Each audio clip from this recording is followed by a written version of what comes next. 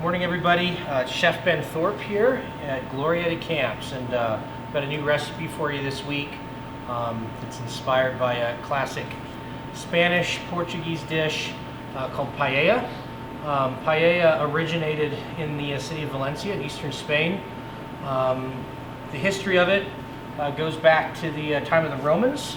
In Roman occupation, they introduced irrigation, and then later under Islamic rule, when Spain was ruled by the Islamic Empire, they introduced rice. And this is a dish, or paellas, are dishes that come out of that region and are now commonly eaten all over the world. In most Latin cultures you'll find this, or a variation of it. Let's go over our ingredients list today. All of these items would be in the basket you got this week with your food share, and this recipe is just to help you guys assemble that. For those of you that are doing this at home, I'm going to post an ingredients list, a purchase list with the video on our YouTube channel so that you can find it. And if you'd like to try to make this at home, it's a great, fantastic thing to make. So let's just start over on this side here. We've got chicken stock, and then in the bottom of it, I have 2 ounces of chicken base. So this is a extremely heavily concentrated chicken base. It's gluten-free, so there's no MSG or any gluten in it. And that's just going to add some saltiness to the stock. Most conventional stock that you buy is not salted very well, and I feel like this kind of helps expand the flavor. So that's going to be used to kind of expand the rice. We've got tomato sauce here. I've got 1.5 ounces of fresh cilantro. I've got 4 ounces of water. 8 ounces of water here. I have, for those of you that got baskets, you got carrots in your basket. I gave you all of my vegetables, so I'm going to use something different today to make just a slight variation. I've got green bell pepper and zucchini squash. We have celery for our mirepoix. We have chopped onion, arborio rice. Traditionally, this was made with a product, or is made with a rice called bomba. You can see the arborio is kind of a small oval shape, kind of fat in the belly. Bomba is even shorter and almost round. You want a rice that's hearty, that's going to keep its shape well when you make this. I've got a little seafood blend with calamari, shrimp, scallop, and a little bit of octopus. We've got crayfish right here. I thought that'd add a little flavor and color to it. And over here we've got blue lip mussels. And then we've got some andouille sausage. I've got 2 types here. We've got a raw andouille and then a spicy cooked andouille. There are some of you that got just the raw. Go ahead and just take the casing off the sausage and crumble it. We're going to cook that with the onion, and then if you had the cooked stuff, we're just going to dice it up like this and put it into the dish. So all good dishes start with butter. I have a 1/2 pound of butter here. In your boxes, you got a full pound. Has for you to use for this dish. The rest of it's for you to go ahead and enjoy at home. So we're going to go ahead and start off the dish with this and get our veggies cooking. So traditionally, this would be done in a very, very large pan. The name paella actually originates from the name for the pan. It's low and flat with handles on the side. I have one at home, but I figured most of you don't. And so we thought we'd do it in this type or size of a pan that you might be able to find at home. Also, traditionally, this is a dish that would be made over a fire or on a grill. And so that pan would cook all this seafood and rice and sausage down. You get a nice crust on the bottom of it as it cooks. The idea of this dish is that all the flavor of these items are going to cook into the rice as it absorbs liquid. So we're going to start off with a little butter. Keep my heat up here a little bit. And once that butter gets hot, we're going to go ahead and add our mirepoix. Mirepoix is just any sort of chopped vegetable as a base. Traditionally, it's going to be celery, carrots, onions. In this case, we're using bell pepper and calabacita squash. So just wipe up my counter here, get a little butter smearing all over the place.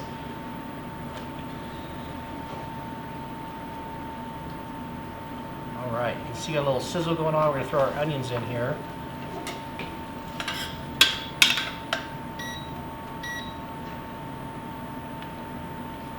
What I love about induction, you can just get it hot right away.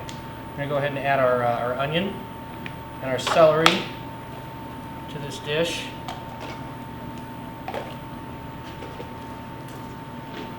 So the method we're using today, we're going to cook all the ingredients in this cast iron pot. You can do this in a skillet at home. Anything you can get a good like caramelization on the bottom of it as you cook it. And then today, for the purposes of doing this in a home environment, we're going to transfer this into a baking dish and then finish it in the oven. So we're going to get all these ingredients cooked together, incorporated in a pan. We're going to transfer it to a casserole style dish, and it's going to be baked. The oven should be set to about 300 degrees. You don't want to overcook it. And it's going to cook for about 20 minutes after we're done preparing it. So, all right, so you can see the mirepoix is starting to get a little translucent. This particular dish, I typically don't add salt until all of the ingredients have been added. There's a lot of things here. All the seafood, the mussels, the andouille sausage all have a lot of residual salt, so I want to make sure we don't overdo it. We also have salt in the chicken base and in the chicken. This is going to add, the reason I like to use this to season it, to add some saltiness to it, it just adds an incredible amount of background flavor of umami from that chicken base, the slow cooked chicken stock here. So I'm going to add my bell peppers and our squash. I'm going to go ahead and cook the squash down until it's reduced by about 20%. I don't want all that extra liquid of squash to mess anything up. So now if you're doing this with carrots, you want to make sure they're tender. About halfway through before we start with the rest of the ingredients.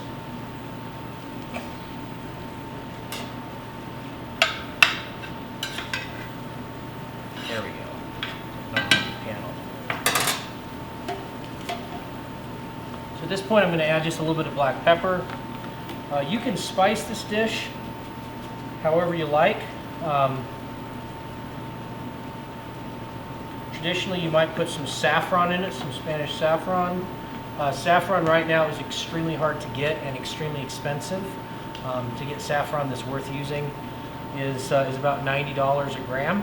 And so I did not put it in your $25 food baskets this week. So we're just doing a slightly different variation. So the tomato stock, chicken stock, we have the flavors of the vegetables and of the cilantro.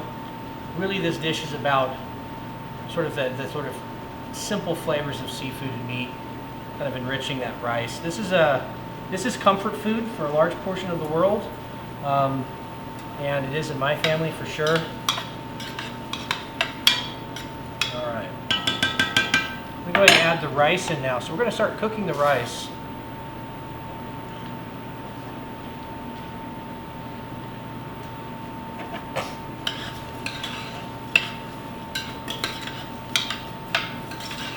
With all that butter in the bottom of the pan.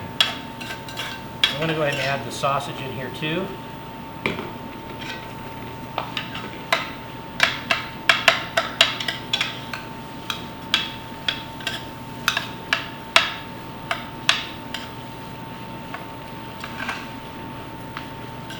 And we're just going to keep an eye on this. You'll see it's already starting to absorb a lot of that butter. The idea is here I want to render down that sausage a little bit with this rice and start getting a little bit of color on the rice before we continue to the next stages.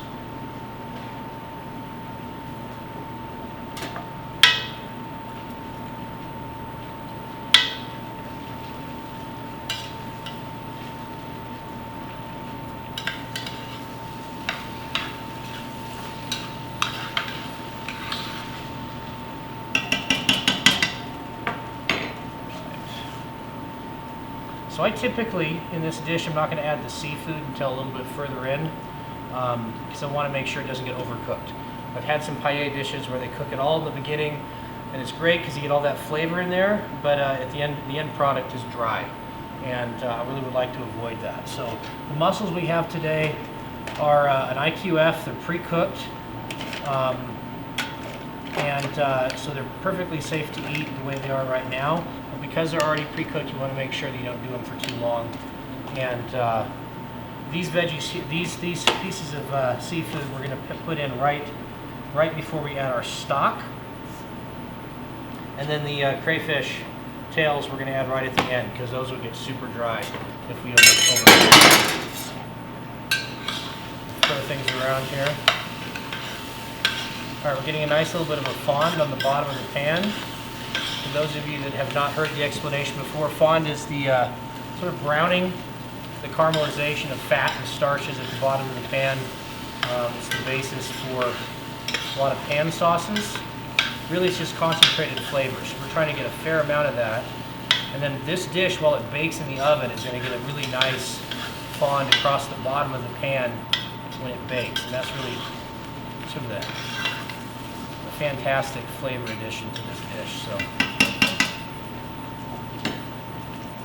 I'm also going to add the cilantro towards the end. So you can see that the rice is starting to brown up a little bit.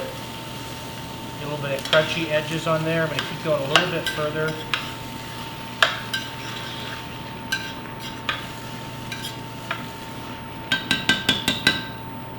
This dish, a variation we've done with it here at camp, we use green chili. This is New Mexico, and it adds a nice little kick to it, a little local flavor. We're going to go ahead and add in the seafood here. This is the calamari. It's got some mussel bodies, clams, and octopus. So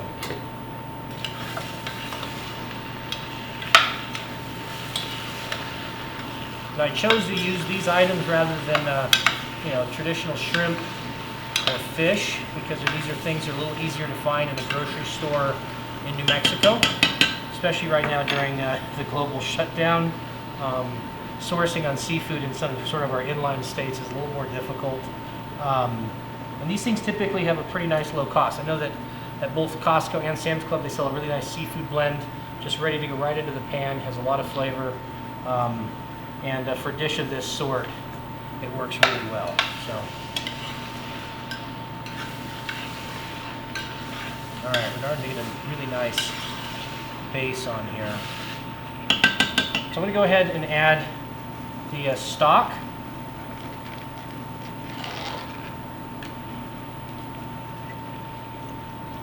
We always, in our house, have chicken stock on hand. It's like anytime we roast a chicken, we'll take all the cuttings and bones and skin and all the leftover goodies. This is, like I said again, 16 ounces of chicken stock with 2 ounces of chicken base mixed in with it. Chicken base is going to add some saltiness to this, a little additional fat. So when you're cooking a rice like this, you want to keep its body. We're not going to add all the liquid we need at once. We're going to wait till it comes to temp, starts to tighten up a little bit, and then we'll continue to add in stages as we turn it over in the pan.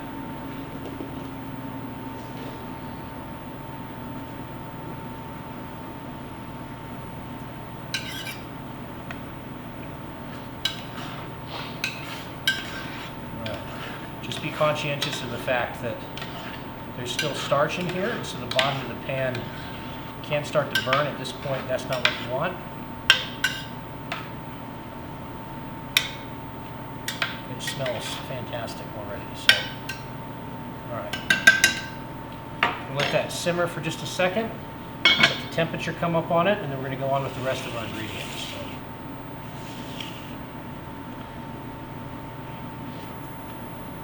Now we will be live tonight on the chat line, so if you guys are watching this while you make dinner tonight, I will be available to answer questions for you. Yeah, happy to answer any questions you have. So,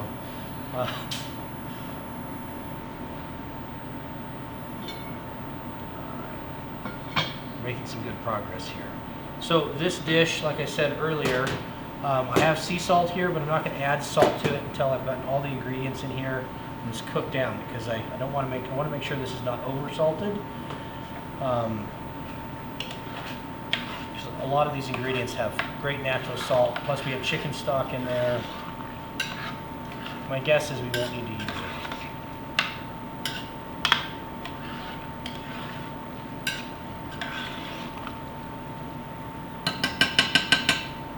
Alright, about 2 or 3 minutes for this to cook a little longer. And we're going to add our tomato sauce and our fresh herbs and the rest of our seafood. And we'll we'll get into a pan and into the oven. So this is a great dish for you to do while you're doing like a barbecue, or if you have people coming over. It's great to share. Serve it with some bread on the side. The idea behind this is it's going to be a long, slow cook once it gets into the pan, and you can go do something else. You know, it's like traditionally you sit there and have a glass of wine while you're waiting for the paella to finish, and sort of the highlight of the evening when that comes out. So it's a great dish to do camping over a campfire, and I'm going to try to get a hold of our metalworking guys here at camp and see if they can get us a big disc for doing this for some of our clients. It's a great dish to do. It's easy. The cost of doing it is reasonable.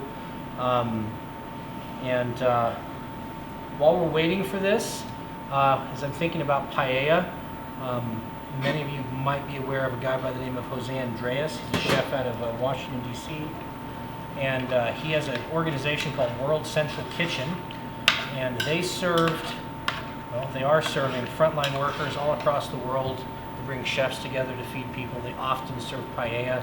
It's sort of a dish that's classic to his restaurants. You guys are feeling generous today. Look up World Central Kitchen and let's put some money towards taking care of people in sort of stressed out areas right now.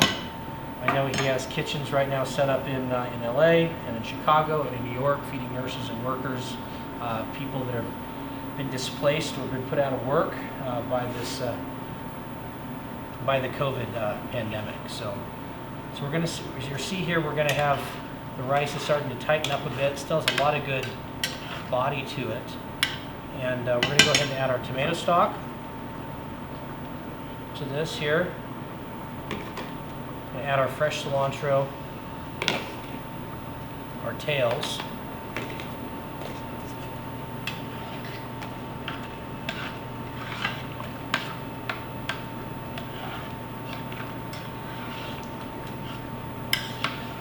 Now, if you want to up the spice on this a little bit, you can add a little cayenne pepper to it. You can add turmeric to it for a little bit more yellow color, if you like that.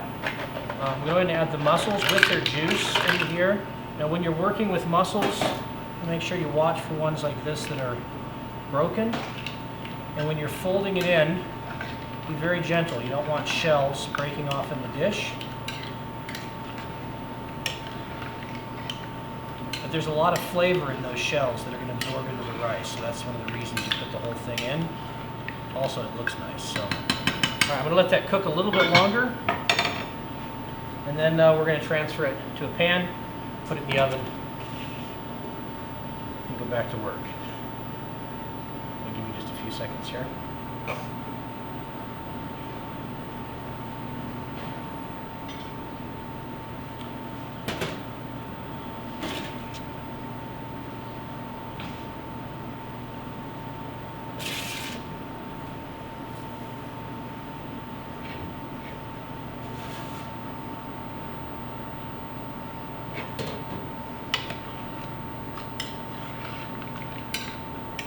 All right. You can see it's still pretty loose, but that's perfectly fine. It's gonna bake in the oven and finish off that rice.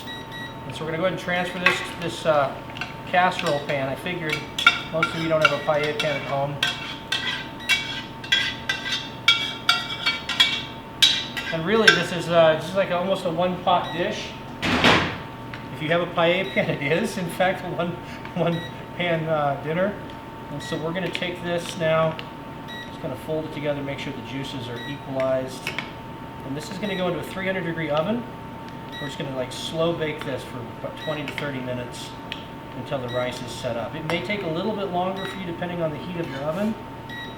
We are at high elevation here at 7,500 feet, and so things cook at strange pace. It will be done when all the rice is firm and everyth's set up nice and tight. So, all right, let's go ahead and put this in the oven, and we'll be back in about 20 minutes. So.